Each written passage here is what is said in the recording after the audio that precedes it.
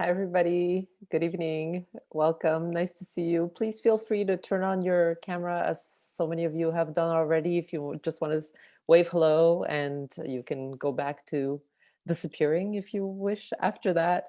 It's nice to see you here. Good evening or good afternoon, depending on where you are.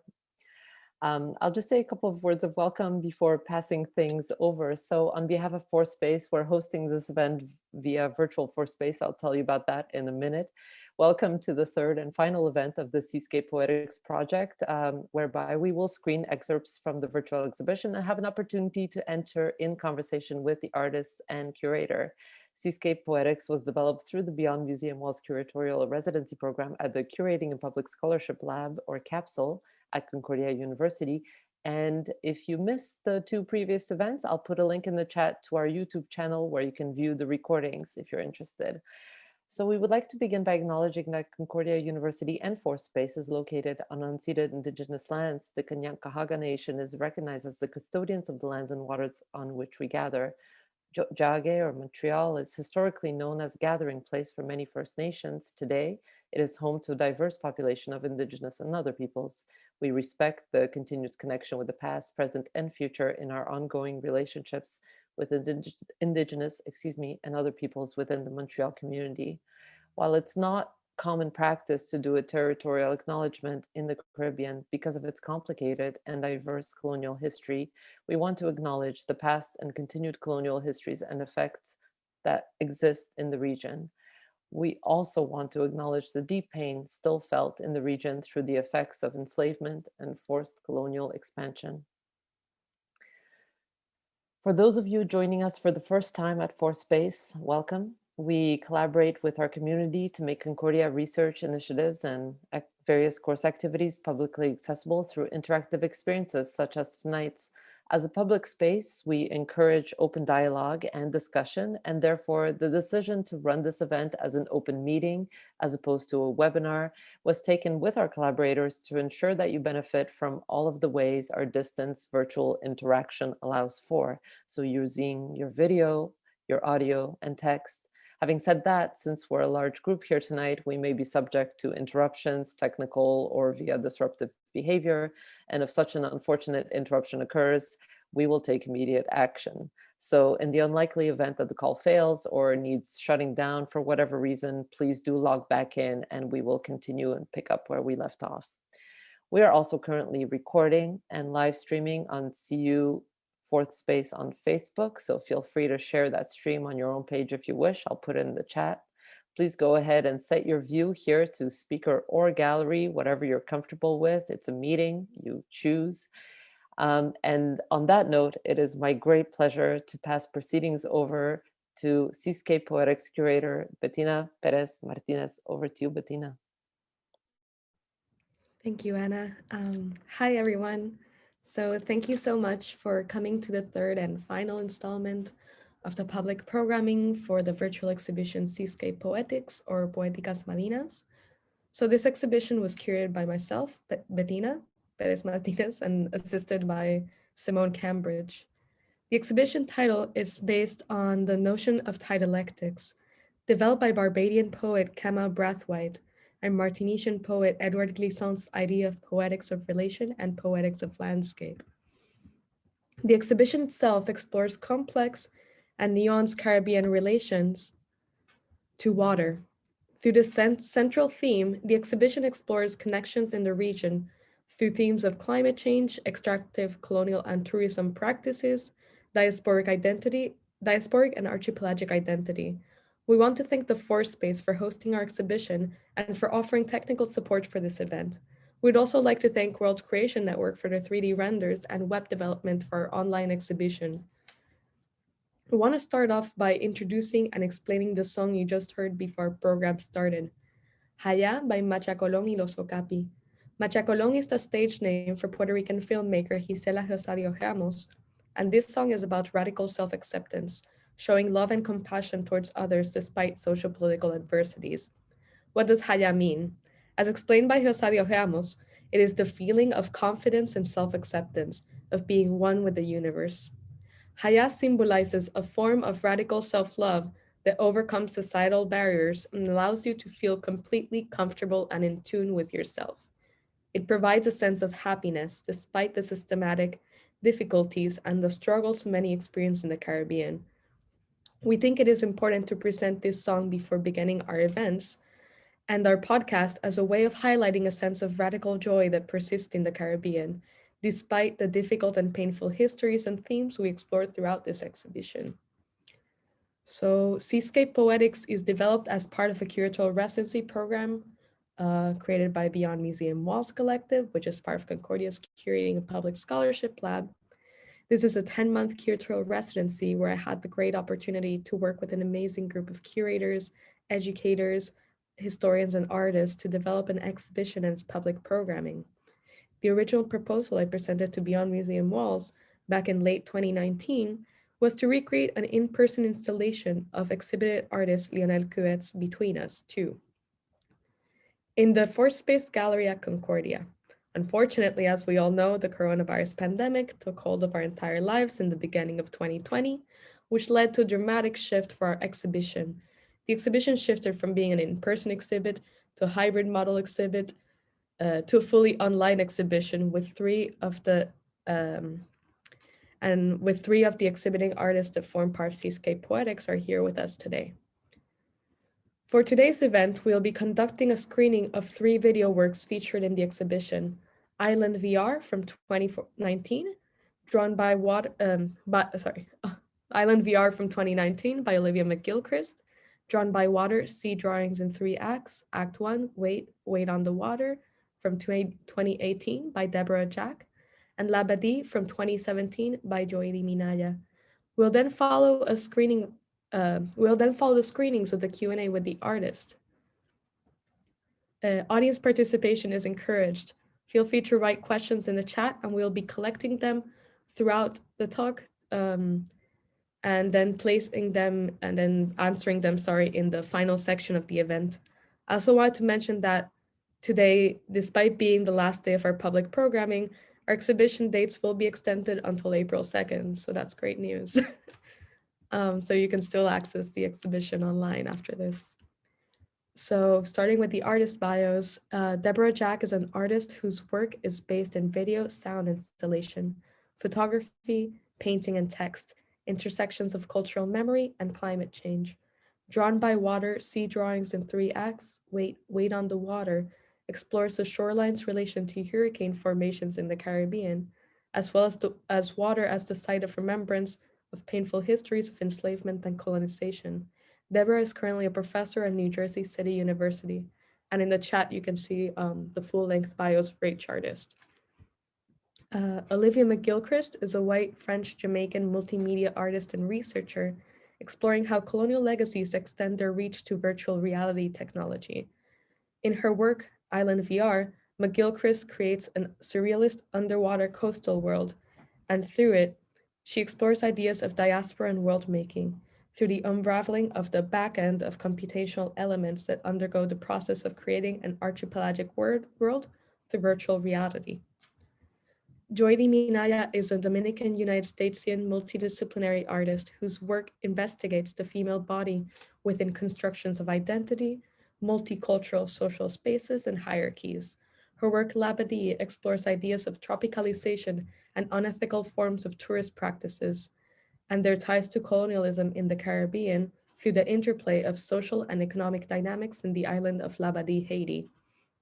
And now I will pass the mic over to Olivia so she can say a few words about her work before we play Island VR. Thank you, and I hope you enjoy this event. Okay, thank you. I wasn't aware I was going to start, so thanks, Bettina, for this excellent intro. Thanks, everyone. And I have 2 minutes, right? Approximately? Yeah? Okay. I feel it's always best to see the work before hearing about it, but in this case, I can just give you a little bit of an introduction. The project is ongoing. This is the 2019 iteration of it. And I created this particular version of the work in collaboration with several artists. One of them is Ayana Evans, who's a US-based incredible and prolific artist working in performance and many other mediums, and also Henri Tolliot, who's based in Martinique. and a British artist named David Corbett, who's based in London in the UK. And I'm mentioning all these artists because this is one of the aims of this ongoing project, is to continue creating through these mediums with artists from both the Caribbean and other parts of the world, and continue conversations through the work itself and through the virtual platforms that I'm exploring. There are so many things I'd love to share. I'm really honored to be part of this exhibition, which explores two of the major themes that I'm researching and touching upon, which is the notion of dialectics, as Bettina mentioned, and the notion of relation. So I feel it's all in the show, and it's a great privilege to show these works alongside other artists whose work I've been following, I've been reading about and exploring in many different ways. So I feel this is very, very rewarding. So thanks a lot. And I have a short video that I can post that gives you a summary of my research project that touches upon the themes of this project and the ongoing thesis project, which I'm happy to share in this chat if you want. So thanks a lot.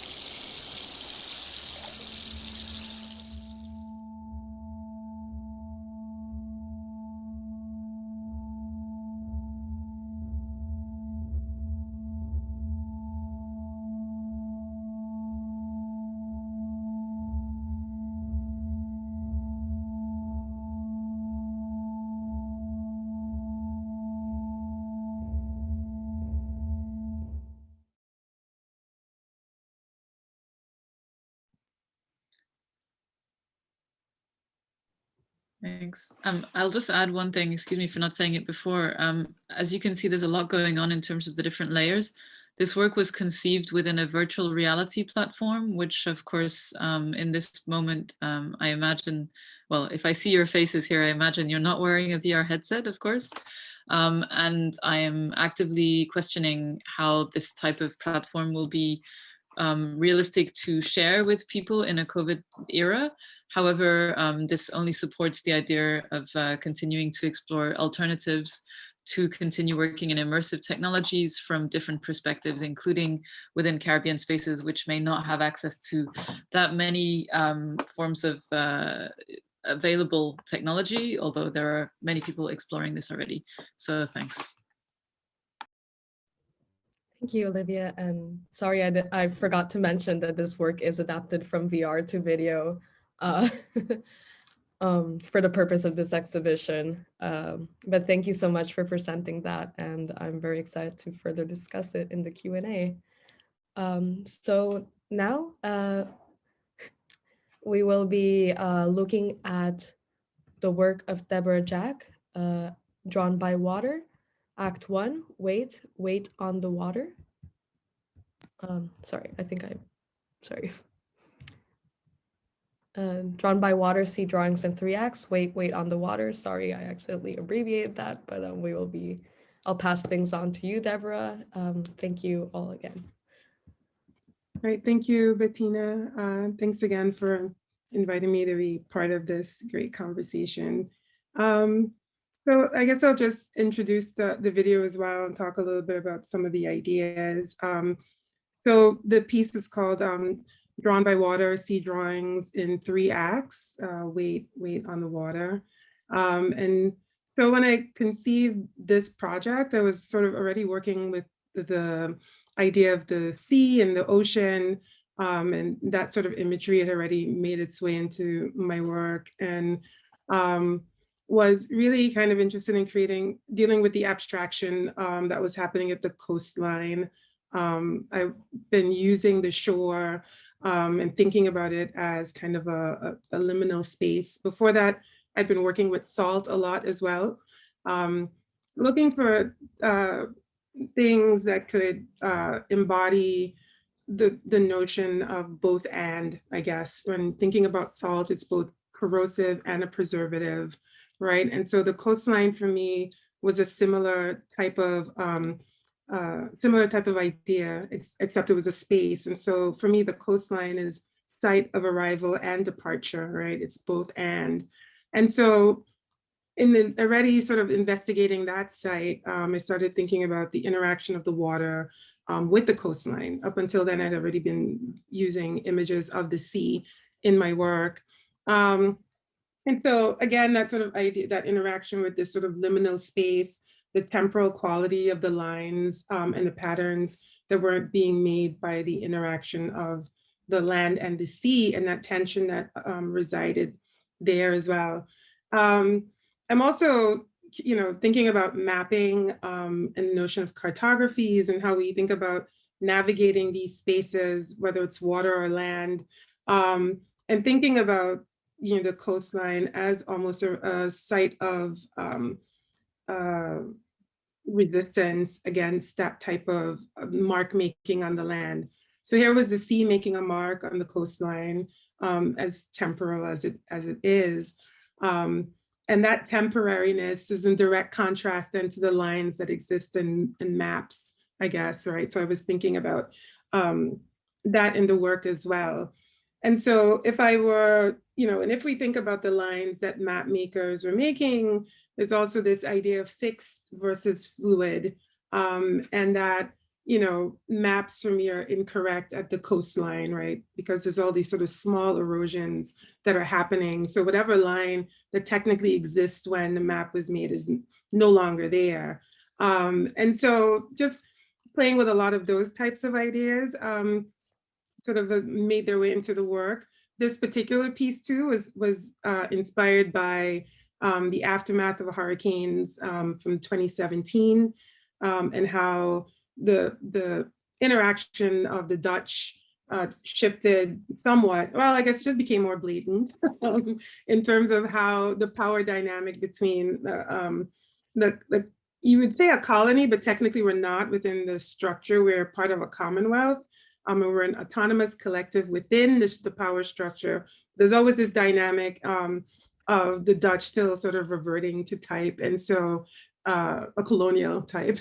And so, you know, the idea of withholding aid or using aid as a sort of a bargaining tool for political control was something that like emerged at the time. And so the red block that you see in the video and that sort of interruption was sort of also alluding to that idea, this sort of, you know, the Dutch have a very sort of logical space. They're very design oriented. They have this, you know, they love Mondrian and the sort of the logic and of the rectangle, so to speak. So I put that in there as a metaphor for that as well. And so the sound that you'll hear throughout the piece, it's the Rugby Whistle. It's probably the only piece where I just use it uninterrupted. And so in that, up until then, I used to break it up a bit, but in this, I wanted it to be constant and thinking about what happens to you physically as you sort of absorb this sound that is being generated by the Caribbean, the sea basin. It happens when the cold water from the Atlantic passes through the seafloor of the Caribbean Sea and sort of generates this, it's a 120-day cycle that happens. And so there's a hum that emanates that is not audible to the human ear, but can be picked up by satellites. And so that's the sound that you hear in the piece. So I can stop there and then you can always go further after.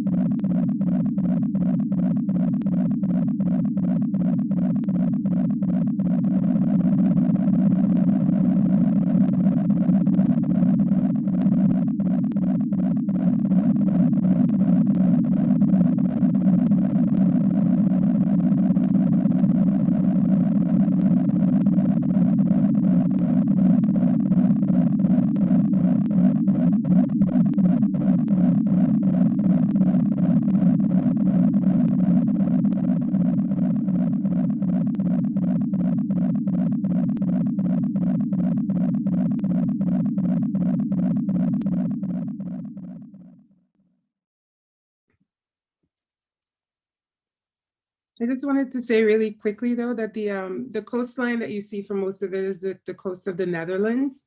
It's a beach called Scheveningen. Yeah, I always forget to sort of mention that for the most part, you're seeing the Dutch coast, and the smaller blocks of water are St. Martin. Thank you so Thank much. you. Sorry, thank you. Thank you for showing your work, and I'm very also looking forward to discuss it in the Q&A. So the last video work we'll be seeing for tonight is Joiri Minaya's Labadi, and then we will pass on for a bit of a discussion, a bit of a talk, and then there's a Q&A after. And I encourage the audience, if you have questions that come up as you're seeing the video work, it's okay to put it in the chat. And we will be collecting these questions to just keep them all in one place for the Q&A. So thank you so much, and I'll pass it on to Joiri. Thank you, Bettina. Thanks everyone for being here tonight. I'll say a brief intro to Lavanti. So Lavanti is a video that I made in 2017. Before that, and also after, I've been looking at the way that the global north thinks about the Caribbean and the tropical space in general through this signifiers and these flattenings of identity. And in 2016, I was living in the US. I was raised in the Dominican Republic, but I've been living in the United States for the last like 10 or 9 years, the last third of my life. And my family lives in the Dominican Republic, so my mom invited me to this cruise trip with the family. And I normally really hate all-inclusive experiences, but I thought it would be a good opportunity to spend some time with my family and also do some research, given that it was a cruise trip, and I thought something interesting could come out of it. And the cruise had 4 different stops, but Labadee in Haiti was the only one that was quite singular because it was fenced off, unlike the other stops, and you couldn't do your own I don't know, tour when you arrived in that beach, unlike the other places where you could take a taxi and go to a museum or something for 2 hours or 3 and then come back to the cruise. Labadee offers, they advertise this like day at the beach, and it's fenced off. There's several layers of fences and walls, which you will see in the video, that create this specific dynamic, which is very common in the Caribbean in touristic spaces, but I thought that it was especially kind of exaggerated or enhanced by these obstacles in the space. And yeah, I think the video ends up being a meditation on exploitation and self-exploitation, as well as access control of space, and this kind of performativity of tropical space and how it's packaged to be consumed. And it also situates this contemporary space in relation to colonial history through the use of the subtitles. So at the beginning, the subtitles are coming from the diary of Christopher Columbus, and then it shifts to when he first saw land in the first voyage, when he's like describing the water and seeing land and all of that, and then it shifts to what you're seeing in the actual video, and it ends with another reference to that transatlantic passage. So yeah, you can start playing it, and I can keep talking about it later.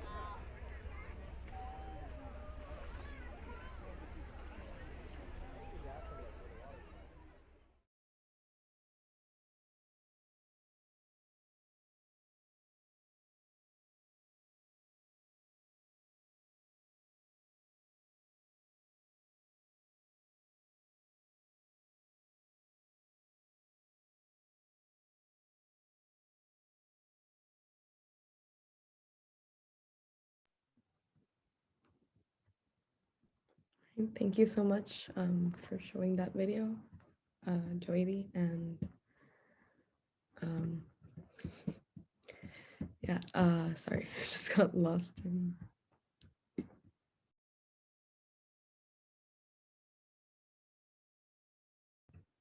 So thank you to all three artists for allowing us to present their work and for participating in today's closing event. I hope you all enjoyed looking as an audience together to these three videos, even though, because in the exhibition you can only see it by yourself. So in a way it's like being in a digital movie theater, I guess. So because this is the concluding event, I'll speak a bit to the exhibition themes as well as to the works of Olivia, Deborah, and Joiri. Then we can open up the conversation to the artists and the audience members for the Q&A. I also want to remind everyone that the exhibition will be up for an extra month until April 2nd. So tell your friends, your family, and your dog about it. So I want to start off by talking about Poéticas Marinas or Seascape Poetics, connecting themes, and then jump to how these three works speak to the exhibition's themes. The exhibition's primary points divide onto three themes, and I will divide them into, and I will dive into them and connect them to the three videos we just saw. So first off, the exhibition directly addresses ecological themes through its exploration of different connections to water people hold throughout the Caribbean. For example, in Deborah Jack's work Drawn by Water, we can see the shoreline as a shifting site that holds painful colonial histories of enslavement and genocide, as well as the source for the continuous and accelerated hurricanes affecting the region. Through Olivia Mc Gilchrist's work, Island VR, water becomes a foundational element as, through the disorientation of the video, the artist combines different rivers, oceans, and other bodies of waters in relation to the figures traversing the video, thus showing the connections between the shoreline, this land and the water. And finally, in Joiri Minaya's work Lavanti, the artist connects the waters crossed by the cruise ship to the same waters traversed by Columbus during colonization. This is especially noted as the video begins with a shot of the water left by the cruise while the subtitles of the video narrates an entry from Columbus's diary from the date when he first saw land in the Caribbean, the beginning of the genocidal colonial project. Through an ecological lens, there are more sub-themes, such as Minaya's work. We can see the environmental impact and exploitation and seizing of land by cruise ship industries, acting then as a transformation of the current colonial machine in the Caribbean. In Jack's work, there are also a poetic and contemplative theme in relation to how we view the water and to bodies of water through her depiction of them through a stark and beautifully rendered black and gray tones. Through Drawn by Water, the artist explores our complex, liminal, and often contradictory feelings surrounding water, seascapes, and shorelines. Or as seen through Olivia Mc Gilchrist's work, we can see how different diasporic connections can be extended through her virtual reality landscape, often evoking feelings of nostalgia when you are far from the water. To then speak of the ecological perspective of the exhibition held to as a whole, we would like to address that Seascape Poetics takes place in an imagined landscape, and seascape created through the combination of various natural elements, such as mangroves and basalt rocks found in different Caribbean regions. These served as a conscious decision to highlight the archipelagic identities and our extended connections through the landscape and seascape, rather than clump up similar elements together and flatten the diverse and complex identities that exist throughout the region. We deliberately fought against digitally recreating the same white cube setting one would normally approach in a physical gallery, because to the specific artworks and themes that form part of the exhibition. This setting of the exhibition is meant to highlight the liminality of shorelines and the complexities that exist around our continual relations across the Caribbean. So another of the exhibition's primary themes is colonialisms and its different transformed agents that exist throughout the Caribbean. Many works in this exhibition explore the consequences of colonialism through its damage on the region's ecology, imperialism continued in practices in places such as Puerto Rico and San Martin, through the lack of importance given to the current climate emergency happening in the Caribbean, exploitative tourism practices, enslavement, and its continuous effect experienced by Black Caribbean persons. Themes of colonialism and its extension onto tourism practices are explicitly presented in the work of Minaya.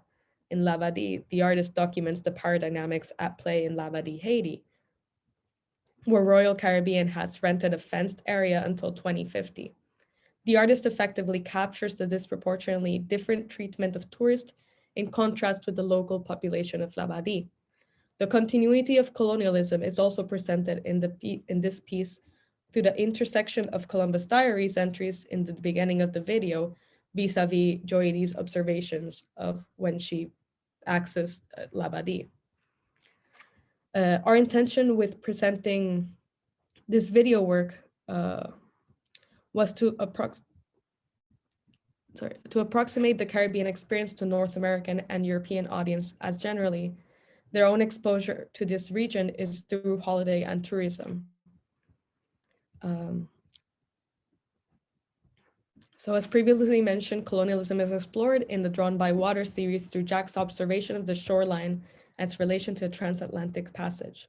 The artist also mentioned she created this piece following the passage of Hurricane Jose, Irma, and Maria, 3 Category 5 storms that hit the Caribbean within weeks of each other in September 2017, and how these storms also come from the ocean and come from the same direction as the transatlantic passage. In our podcast episode with Deborah Jack, she mentions how she sees hurricanes as a seasonal form of remembrance of all the lives lost and the suffering caused throughout the transatlantic passage. She then explores the aftermath of the hurricane through colonial oversight, specifically on how, following these disastrous storms, the Netherlands withheld emergency aid from Saint Martin unless the island gave full control of its borders to the Netherlands. Jack then creates parallels of the different dangers of colonial powers through her documentation of the shoreline. In McGilchrist's practice, she engages Caribbean futurism, one outside of Western techno-futurism, and the integration of the region into the world of virtual reality. Island VR presents us as a way of connecting to the Caribbean archipelago through the use of technology. by presenting the viewer with different coastlines that divide and blend into each other in a surrealist manner. I believe McGilchrist is contesting against colonial histories, language, and distance by speaking to an archipelagic identity, one that does not dwell on colonial division, but rather seeks to bridge these imposed fragmentations. This act reimagines what borders means in virtual reality space. Promise I will stop talking soon. Finally, the last primary theme of Seascape Poetics I wish to expand upon and connect with the work of our three panelists is the theme of Caribbean diaspora. The exercise of virtual world making through the construction of this digital exhibition is a nod to the constant exercise of world making people living in the diaspora construct. Because COVID has limited mobility and travel, part of creating a virtual seascape is an emotional response. I saw the opportunity to create a Caribbean landscape as a way to virtually combat other people's nostalgia in the diaspora, to be able to then visit the region. It was also great to hear from exhibiting artist Jeffrey Meris, his excitement to be able to finally show his work mouth to mouth in the Caribbean, even though it's a digital rendition of it. Despite the sadness that came with not being able to recreate a digital world where participating artists, both from the Caribbean and its diaspora, can coexist in the same island landscape. It was powerful. Despite the sadness that came with not having an in-person exhibition, it was powerful to have the ability to create a digital world where participating artists, both from the Caribbean and its diaspora, can coexist in the same landscape, a way of bridging the Caribbean with wherever we are currently located. All three artists presenting work today are located in the Caribbean diaspora, and I'm very interested in asking more about their creation process, specifically the exercise of creating work that responds to a region when you're physically apart from it. In Island VR, the shift between the shoreline and the bare, empty apartment speaks to the exercise of world creation in the diaspora. In her work, McGilchrist is literally creating a virtual world that speaks both to the Caribbean and being removed from it, of the feeling of being stuck between the two locations. I also believe that Minaya's work as a Dominican United Statesian person, there is an interesting approach where she can view the region of within and outside of it. Through Minaya's work, I think she's quite aware of the outsider's gaze on the Caribbean, and I invite you all to see the portfolio of all these three artists. And finally, in Deborah Jack's work, I believe diaspora is felt through the feeling of anxiety and discomfort one experiences in the diaspora when a hurricane is reaching the Caribbean. And that, I think, was very real in September 2017 for everyone that's here right now. So now, before I leave the floor up for audience questions, I want to again highlight the immense pleasure has been to work with Simone, Cambridge, and the rest of our curatorial team, Alex, SJ, Alexandria, Maria Juliana, and Daphne, for a little less than a year in the development of this exhibition.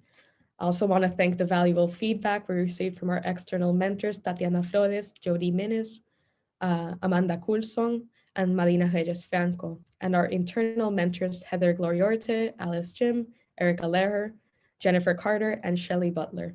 Finally, I want to thank all the artists and researchers that formed part of our exhibition and our public programming: Lionel Cruet, Deborah Jack, Olivia Mc Gilchrist, Joiri Minaya, Jeffrey Meris, Nadia Huggins, Melissa Raymond, René Sandin, Elizabeth Delori, Lisa Padvazzini Gebert, Natalia Viera Salgado, and Edwin Simonet.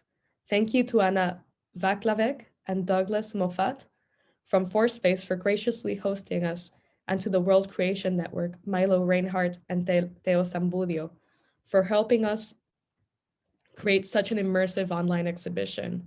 And finally, thank you all for attending our events. This project has been such a great experience and an opportunity to work with and connect with such talented artists, curators, and scholars. I'm extremely humbled and thankful for everyone's kind words throughout the duration of the exhibition.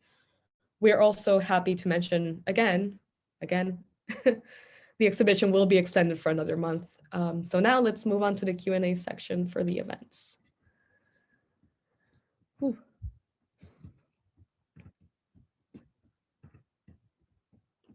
All right, so I have a question here for Joiri. So Luis Ramirez is asking, Did the tourists ever question the prison-like walls surrounding their supposed tropical escape? Do you know how the locals feel about it? I wasn't aware of the tourists questioning it. I think there was like plenty of, it's a very big space, and they have a lot of activities, like I don't know how you call this thing where you're like hanging from a thing in a rope, like I don't know. Royal Caribbean, which is the company that manages that beach, zip line, yeah. So they have like a zip line. They have I can't remember what else because it was also like boring and ridiculous and weird. But I remember them having a lot of packages that you could sign on when you were in the cruise before you got there. And once you landed, or not landed, docked, there will be people around kind of offering you the same thing. So, and then I think the tourists' ultimate goal is to spend the day at the beach. So I don't know if they were very bothered by that. My family is from the Caribbean. We are from the Dominican Republic. So we were definitely not necessarily thrilled by being at the beach. And I think because not only there, but in other stops, people would be offering us things that are sold in our own land, and not just like souvenirs, but also experiences. So in a sense, it was interesting to be Caribbean and going around the Caribbean and seeing how the Caribbean is kind of packaged in this similar ways that we're already familiar with. And how the locals felt about it. I spoke to a few people who worked in there, and they would normally complain about having to pay fees to Royal Caribbean to be performing in there or selling their souvenirs in there, and perhaps as a selling strategy. But I think it felt genuine. They said that some days they weren't able to like make up the fee, like with what they sold, they wouldn't be able to cover the daily fee. And yeah, I mean, that's what I remember from that.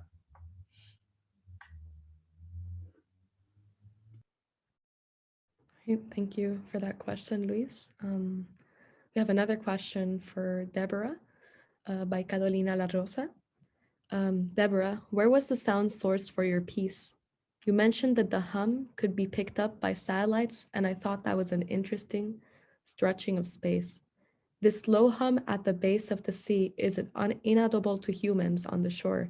Was it picked up by machines thousands of miles above?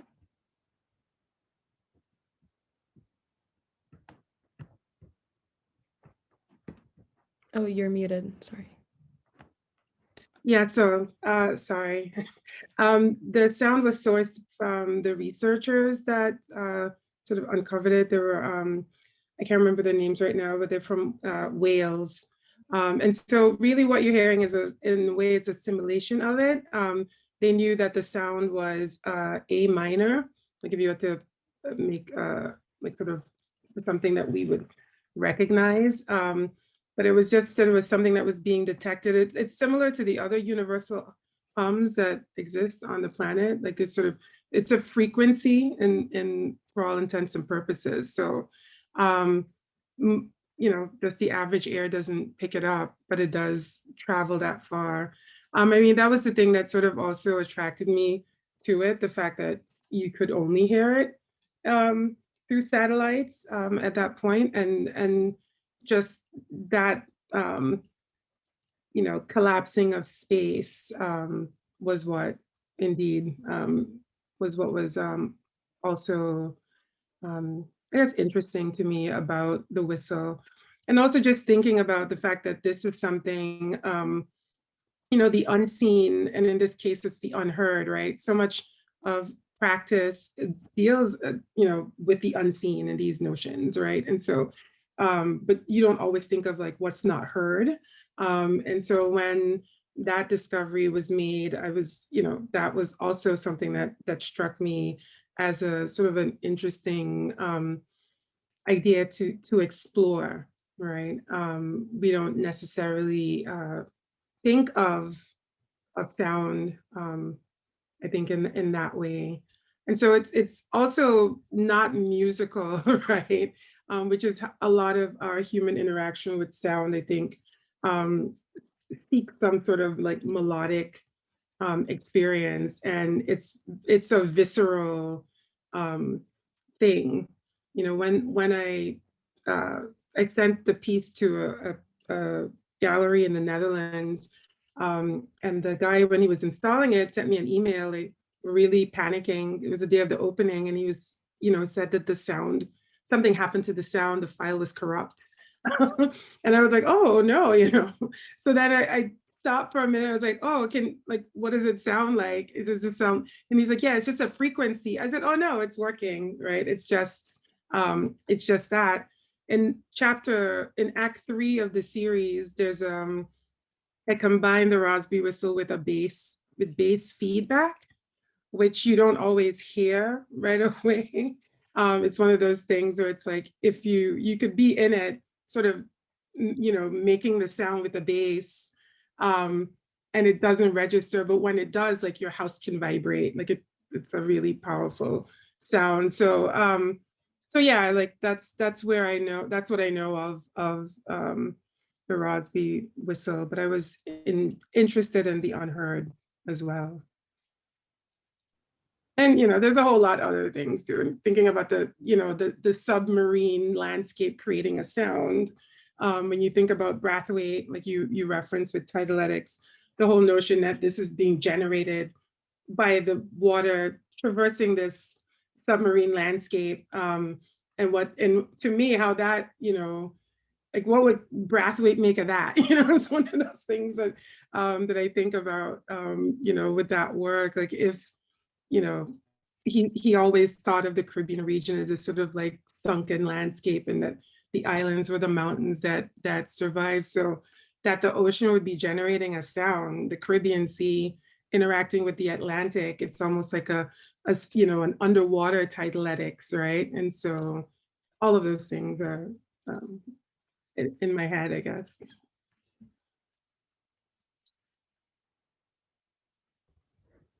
I think it's very interesting how you mentioned again, like, sounds that are unheard and kind of voices that are unheard from this specific region, and kind of making, I think that connection is very, very great. I hadn't heard you say that before, I think. So thank you for mentioning that, Deborah. So my next question is actually for all three artists. So this is from CC McKee, and they ask a question from Philadelphia. I was struck by the aerial perspective / views from above in all three videos, and the African diasporic perspective from below the water in the writings of Edouard Glissant and Alexis Pauline Goombs. Is the distinction of above and below the waterline significant for the respective artists? If so, how does this perspective inform an expanded Caribbean perspective towards the poetics of the sea? So that's for all three of you, whoever wants to go first.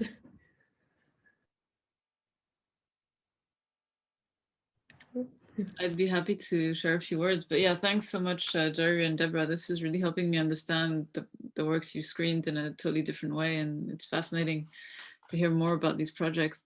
I think this is an excellent question, particularly regarding the use, well, the fact that we're watching these works online through Zoom, etc. So there's so much more going on, which is rich, but also different to how the works were conceived, I imagine, for all of us.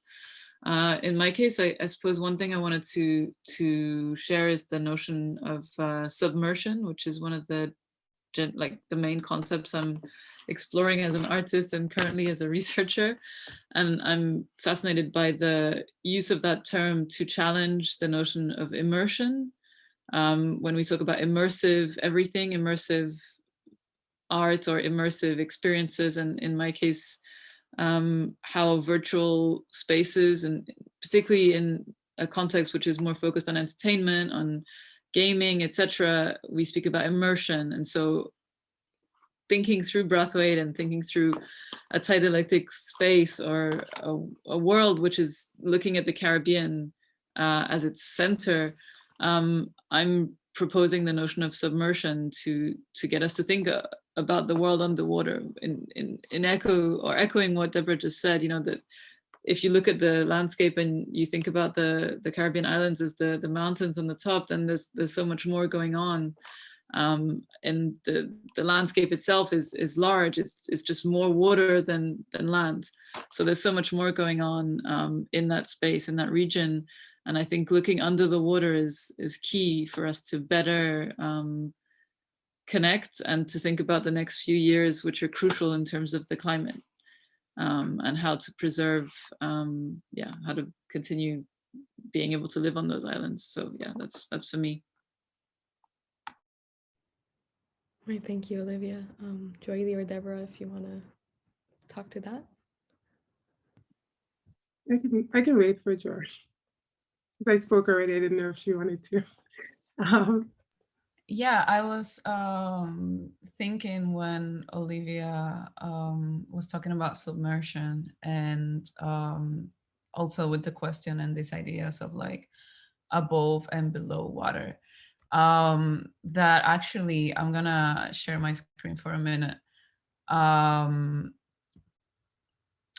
I have this body of work that is the spandex installations that I developed at the same time, or a little, at the same time, because like the first spandex installation was this one in the Bahamas. And it was a way to kind of create some sort of obstacle to the experience of seeing the video and create a different space. In also echoing the obstacles of those walls and those fences that you see in the video. So like for the audience to deal with some sort of obstacleized experience to access the art. And the Bahamas was the first place where I showed that video. And I think that a lot of the work that I've been making is actually about the surface, in the sense of like the surface that is made of these identities and how they're flattened.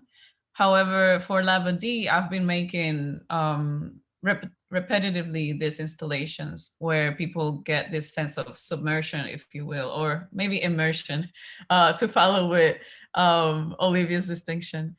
And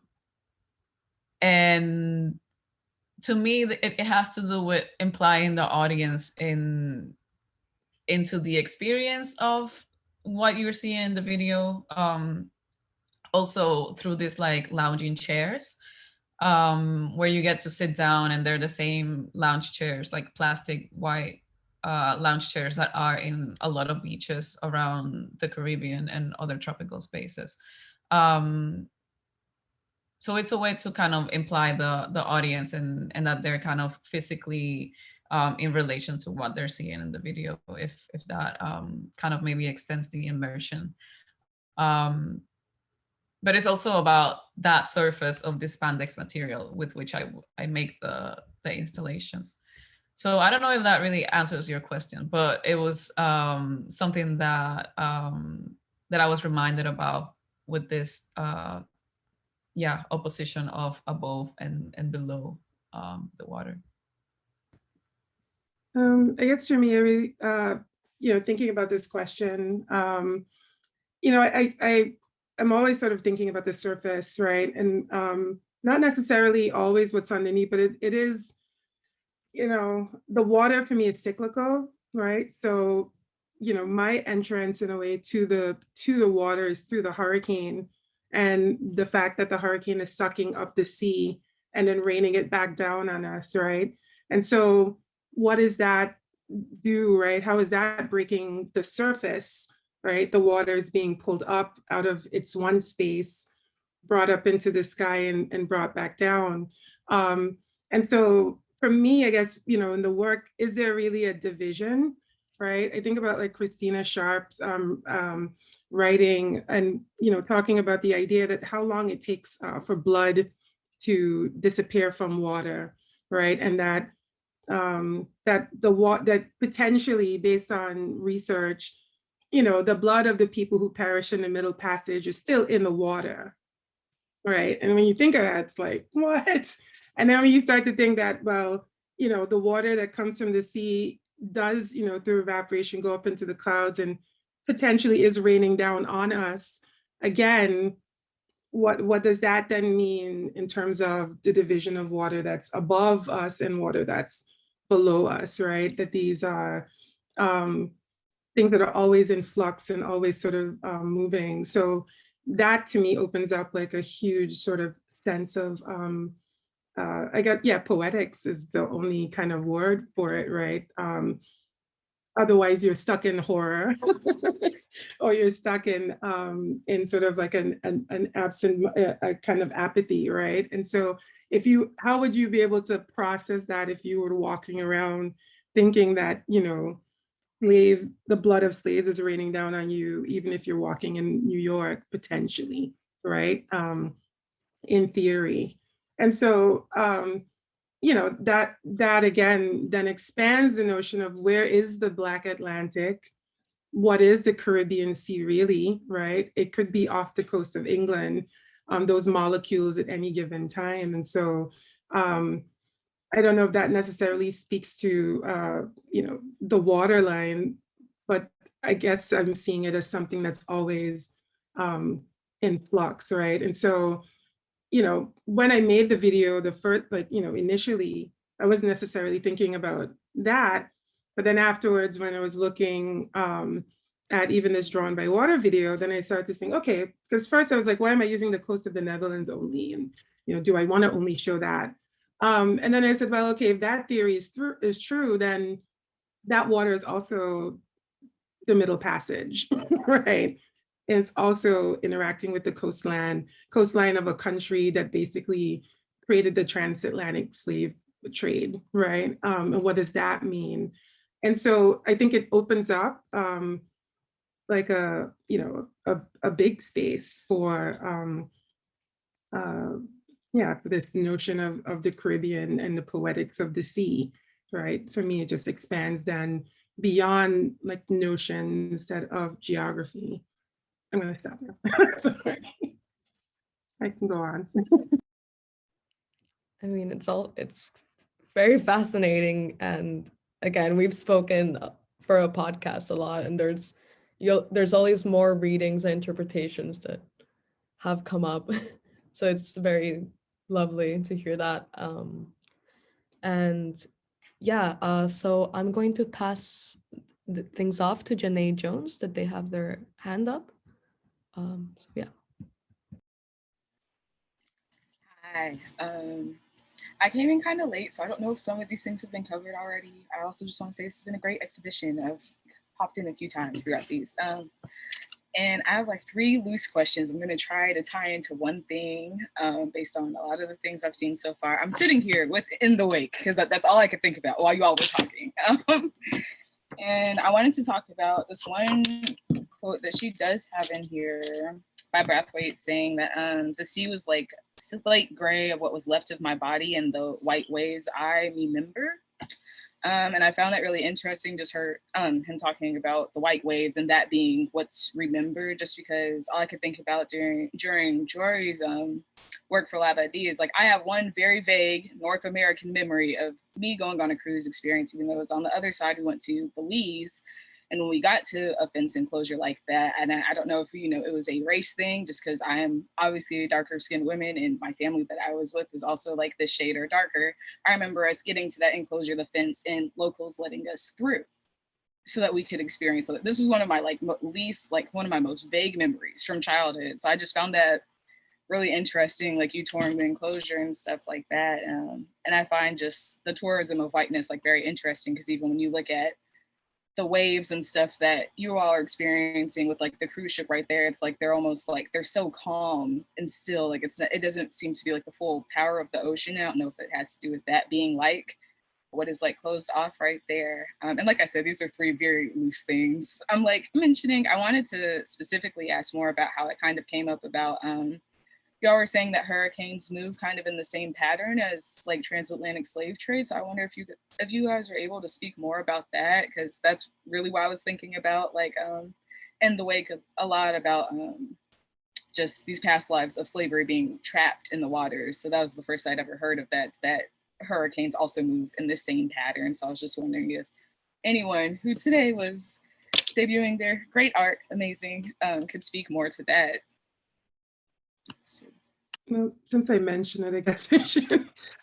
Yeah, so I say that because, you know, the winds, when you look at, you know, the maps, if you look at a weather map, and I guess the first thing I got at that is in 95, like I was on St. Martin when we were about to be hit by a Category 5 storm. And so I watched it on, you know, you were glued to your television, constantly looking at the weather channel. On the 8th, they do the tropical weather. And so looking at that update, I was like, oh, wow, look at that. It's like, it's going from Africa to the New World. And my brother was like, what are you talking about? I'm like, look, it's like, and I think I said to him, it's slaves' revenge, right? And then after after going through the storm and looking at it more, so essentially it's the currents and the wind currents that the ships use to sail across the Atlantic. It's the same wind currents that pull the hurricane across. And so hurricanes start out as like a thunderstorm off the coast of Africa. Most of the time, it's just a depression, not even, and as it moves across. So that's why that's what it is. It's using the actual wind currents that sailors would then use to come across the ocean.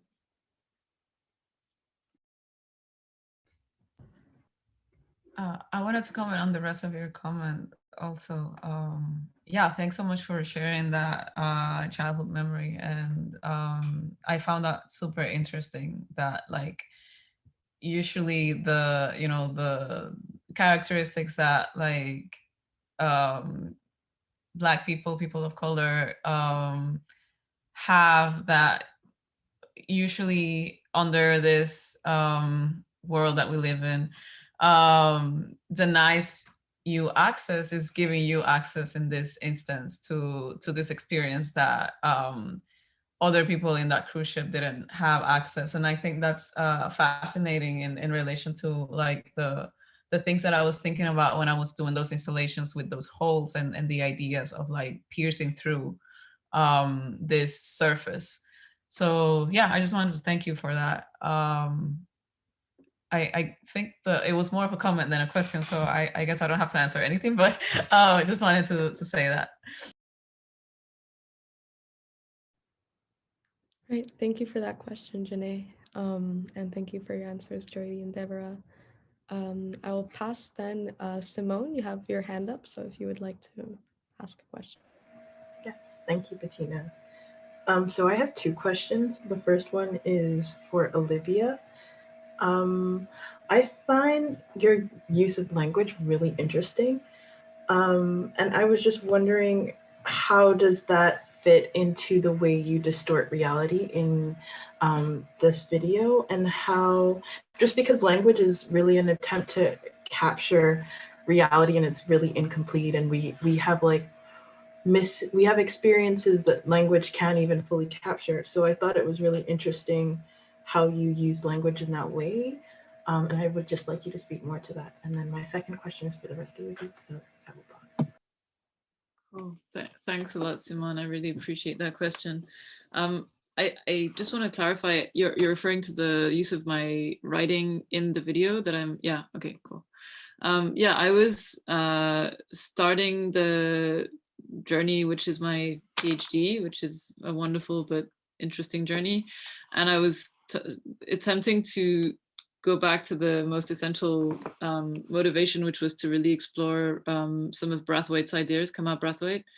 And I just started like writing down from different excerpts of his poems and trying to see how those words could evoke something visually that would be meaningful to translate into something on a timeline. So I was literally going through this process, like, okay, I remember buying a nice brand new notebook and a whole bunch of pens and like this humbling experience, like, no, I'm not a writer. Well, I mean, I'm writing, but I'm not a poet in that same way. So how would, you know, as an artist, what is my interpretation of the rhythm of all of this subtlety and all of this, you know, there's so much meaning in his work, and I just ended up as a visual artist taking photos of my notebook and seeing, after lots of different experimentations, very much like, how do those words seep into the work literally?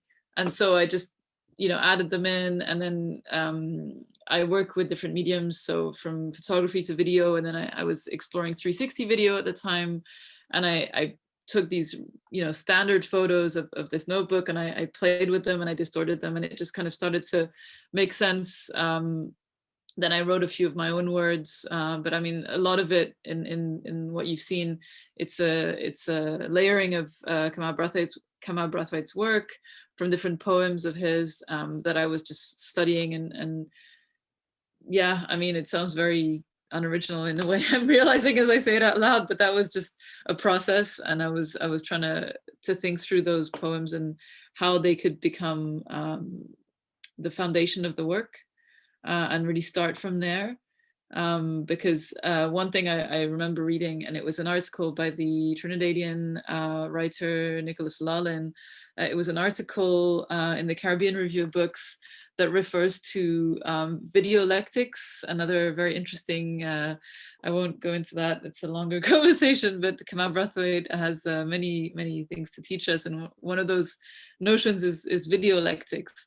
And Lalin mentions, you know, what would, he asks, what would, I think, excuse me if I don't have the exact quote in my mind right now, but it was something like, quote, how would Brathwaite's world look like either in 3D or in a, you know, in an immersive format. And so that was like a kind of, okay, that's it. I have to explore that further. I have to, this is my inspiration. Like, I have to think through this work or these words and how the rhythm, how the sound, to echo, you know, Deborah's thoughts on the sound and how we don't hear certain things. Can these sounds, or the lack of the sound, you know, like the silence in between the words, can they become something visual? I mean, that's the journey. It's ongoing. I haven't resolved it yet, but I'm particularly interested in hearing more folks in you know, across the planet, you know, think about the submerged histories, and particularly this submerged history of the Middle Passage that we don't have an archive. It's under the sea. So Brathwaite speaks about that, and you know, he puts it in his own words. So I was going back to that, and I was looking through those words, and then as an artist, I was, you know, bringing it in visually. So hopefully that helps to answer. It does, thank you. So my second question is still for you, Olivia, but also for Deborah and Joiri. My question is, there is just a tension throughout all of your works where you navigate the colonial and the local. And I was just wondering about that balance and how you approach, if it is a balance, if it is a flux like Deborah described it, or is just when you're taking parts from both, from such a complex history, how do you navigate that tension? Maybe I'll just start, and I'll be very brief. So I'm definitely very much aware of my own privilege as a white presenting, or a white woman of mixed heritage. And so that's definitely part of the reason I'm studying further within the academic structures, and also continuing to explore how that privilege can be a starting point for more questions, both in the region and of course, you know, in North America, where I'm currently based, and in Europe. And so I can share more on that, but I don't want to take up too much space speaking about whiteness. It's an ongoing issue in the Caribbean specifically that I was made aware of very strongly when I went back to live in Jamaica recently. And I'm still looking for better ways to deal with that, and to continue a conversation that is more inclusive, that really tries to get to the point, you know, why is that notion still so strong? Why does that carry so much weight? And how we not finding other ways to coexist, and et cetera, et cetera. But I explored in different series in previous works, so I'm happy to speak more about that if anyone has further questions. So thanks for asking, Simone. I was gonna say maybe quickly that like making the work is my way to navigate between that tension. It's like my way of making sense of the things that I am seeing and yeah, in my surroundings. And I think growing up in the Caribbean and going back, it's so present, that colonial baggage. And I feel like I need to make that work in order to see beyond it. Like, I don't want to be stuck here, but for the moment, I'm looking into these things. But yeah, I think like through the work is the way that I navigate that tension. Maybe I think about more things, but maybe Deborah. Yeah, I mean, I guess the short answer is yeah, through the work. You know, it's the colonial experiment is so nuanced as well, right? I mean, especially in the Caribbean region, you know, from French to Spanish to the Dutch to the Danish, each had their own poison, right? And so the residual trauma, you know, is there. And but I think the challenge for me usually as an artist is like, how do I speak to that kind of trauma without empowering the traumatizer, right? The oppressor. How do we and how do we also construct stories and images that don't, you know, re-injure? That's my, I mean, you know, there are lots of artists who think differently, but for me, that's always the challenge, right? Like, how am I not, how do I take some of that power away? How can I speak to this condition without giving power to this person, this entity, this notion? And so, I mean, even in that video work for me, looking at the coastline, I'm thinking about that kind, the sense of vulnerability, the shared vulnerability, the fact that the Netherlands is, you know, 25% below the sea level, and can completely be flooded if a dike or a dam gives way. They've had catastrophic flooding, you know, that happened before. And so the rising sea level, the climate change that is raising the sea level for the Dutch, and generating hurricanes for me, you know, while recovering from a hurricane, you know, we're sort of conditioned to think of the Dutch as being our saviors or these larger countries, but they are also vulnerable, right? And so when they move to our spaces, are they trying to escape their vulnerability as well? You know, and so yeah, so those are the questions then that I think about. And then also too, just like even the use of glitches, like if you in the audio and sometimes in the video, like there are things that I'll do like aesthetically within the work as well that sort of uses, that speaks to that in a more metaphoric way. But it's always, how do I create images too that are not, you know, regurgitating images of trauma?